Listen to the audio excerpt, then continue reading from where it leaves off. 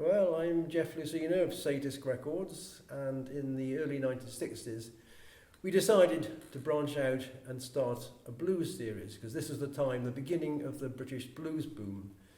And the first ever blues album we did was Blues Like Showers of Rain. And it's caused quite a stir in its day. John Peel and others took it up and played all the tracks and actually had the musicians there performing live. And various magazines took it up as well. So that was the start of it, and that's British blues.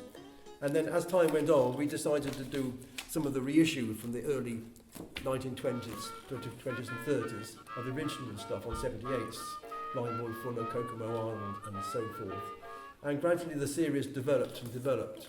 And then in the mid-70s, the well-known blues expert Paul Oliver and the Austrian collector Johnny Path suggested we started a series which we called Matchbox Bluesmaster, and Paul Oliver wrote the very erudite notes, and we did the record, and the recordings were made on vinyl, of course, a number of discs.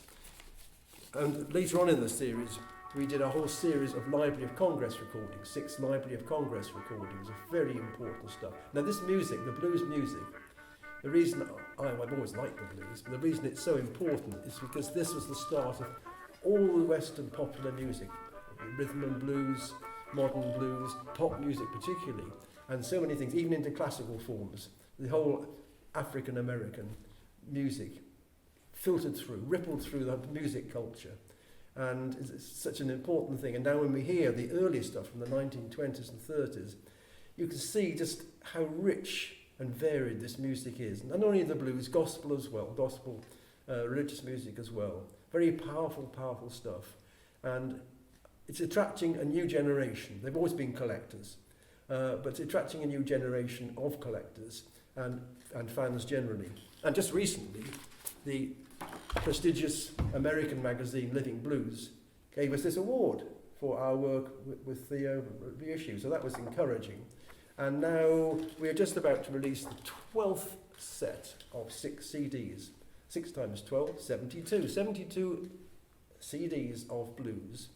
And the last set is devoted to the British blues boom and things. 6 CDs there. And that's very interesting and very much a contrast to the earlier recordings, and also shows how the blues developed somewhat. But wasn't imitated, it just developed into a slightly new and different form.